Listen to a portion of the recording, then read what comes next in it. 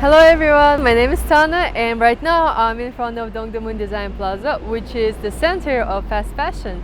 Today we'll be discovering interesting stories behind Hanyang Dosang. Let's go!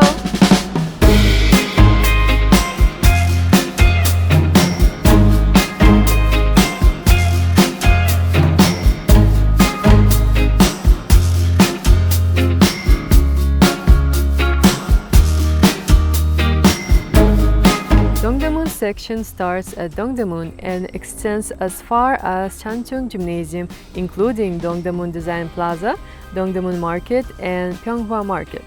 Nowadays, this zone has become a hub of the international apparel and fashion industry.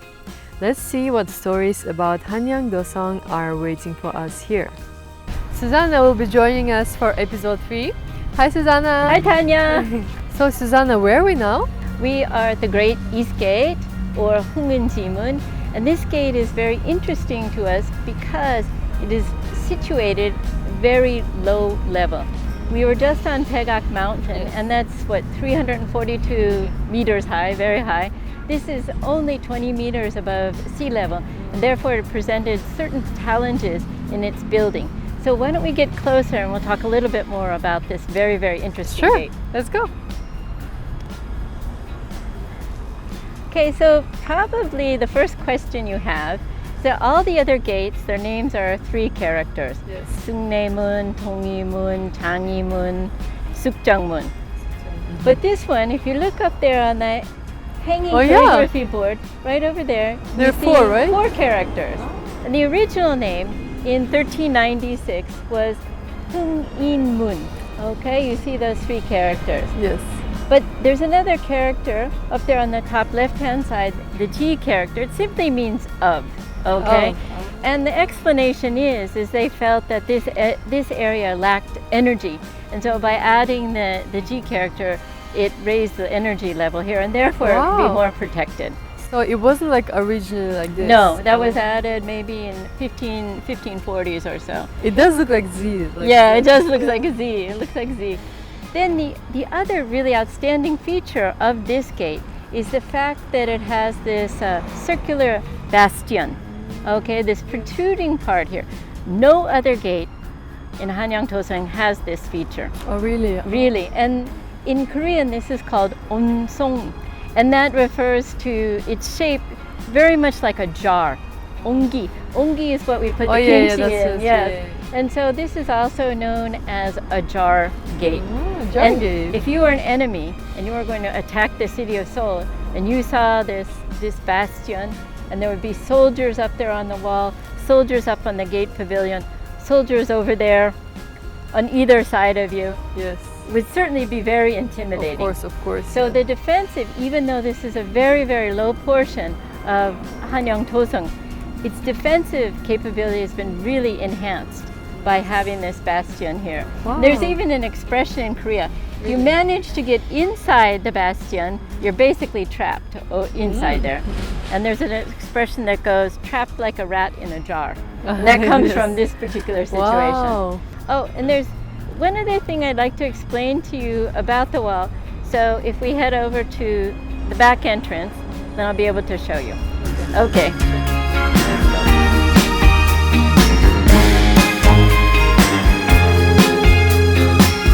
Let's head over to the back. So, do you see the spaces appearing here in the rocks? The cracks? I see the big crack. Yeah, this is a little bit unfortunate. Of course, because it's a very low-lying area, the water table is very high, so that contributes to the lack of stability. But also, underneath here are several subway lines that are running. So that sends vibrations up through the ground. And also the traffic running around here 24 hours a day. It's a very busy area. It's very busy. So it means that right now the gate is subject to an awful lot of vibration. So they're very carefully monitoring its situation. They don't want any problems, any collapse to occur. Yeah, of course. It's a very old it's very old. It should be expected. So let's head over toward DDP. Let's go. And see what we can learn about the gate over there. I'm super excited. Great.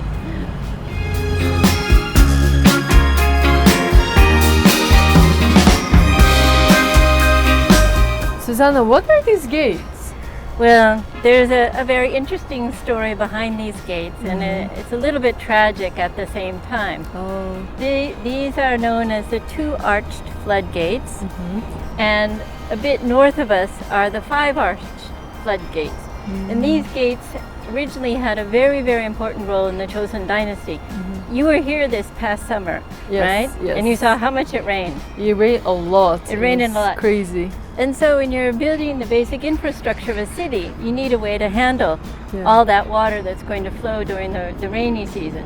So the five arched floodgate handled the water that came off of Pegak Mountain. Oh, All right? yes. And it flowed out to meet Cheonggyecheon. Here, the two arches here handled the water that flowed down from Namsan.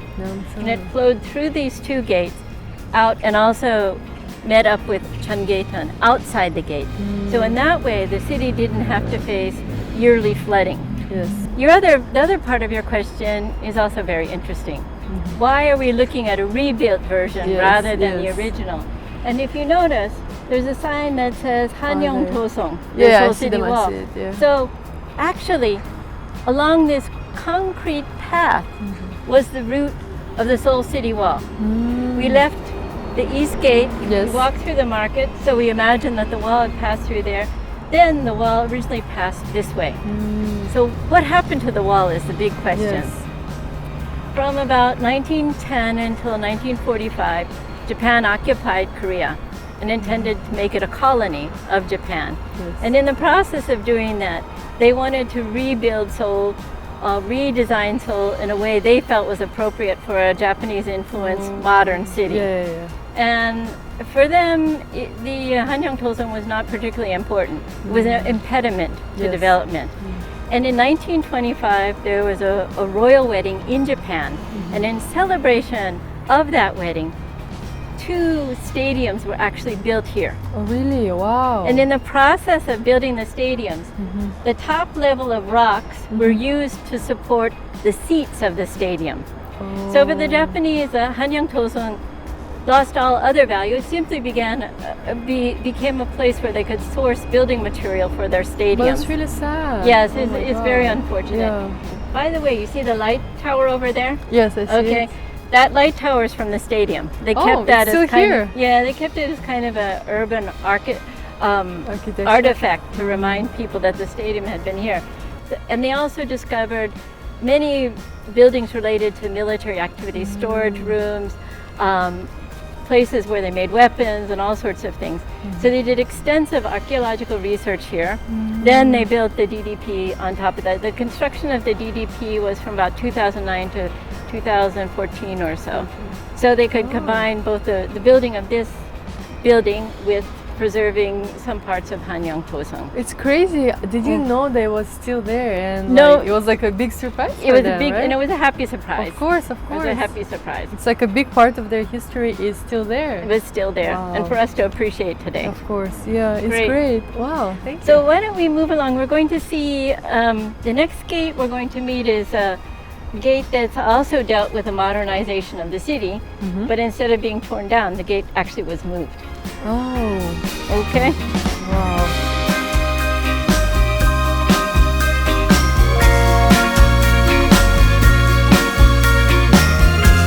Oh, there's a gate. What is it? Another gate.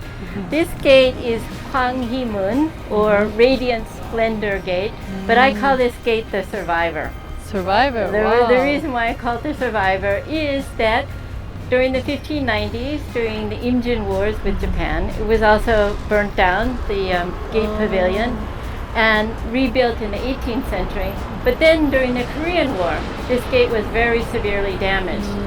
And the city of Seoul faced a bit of a dilemma with this gate, because as you can see behind me, there's a very busy road. Yes, I can see that. And it was originally located right in the middle of that road.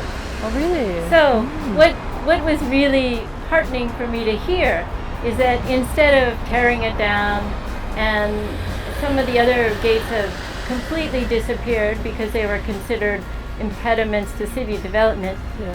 city officials decided to move it about 20 meters from its original spot. Oh, so okay. this is not exactly where it was located, but we still Interesting. have the opportunity to really appreciate this special gate.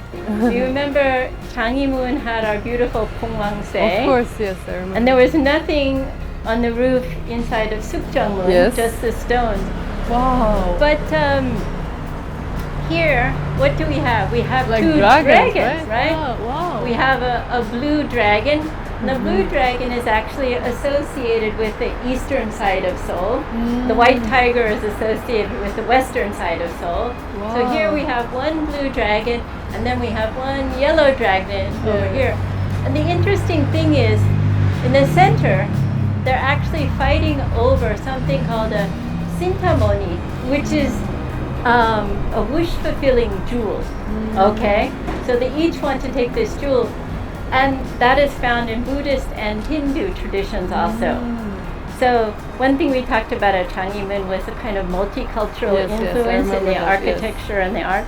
Well, I think this is another example Yeah, of that's that. just a very perfect example of that. Yes, Wow. it's a beautiful, dynamic painting also. And I love how colorful it is, and it's just so gorgeous as well. Yes, it's fantastic. Okay, should we head into some of the neighborhoods and see what happened to Hanyang Dosong in the neighborhoods? Let's go. Okay, let's head out this way.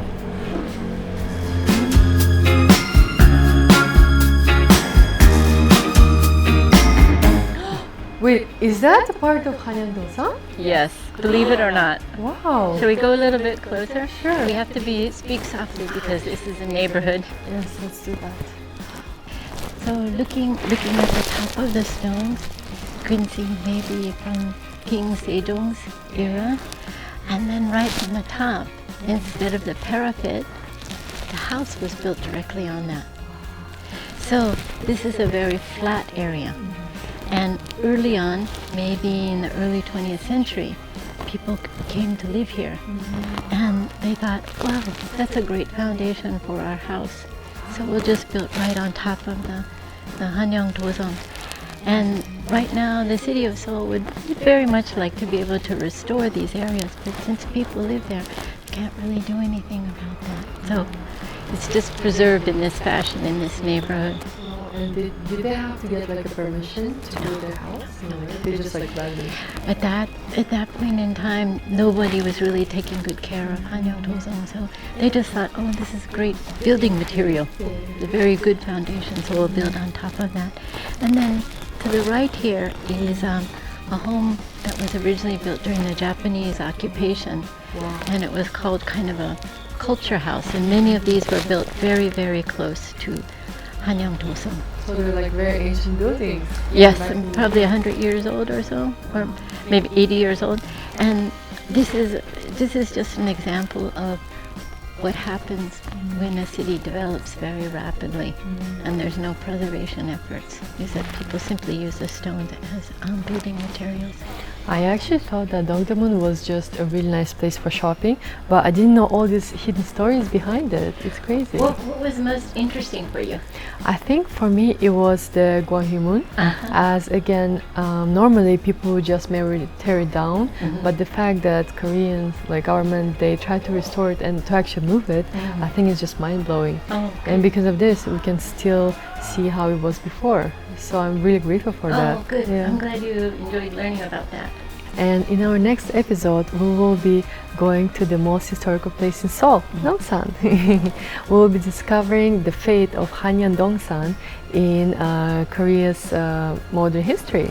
So if you like this tour, please make sure to like the video and subscribe. And until next time. See you then. Yeah, sure. Okay. Bye-bye. Bye.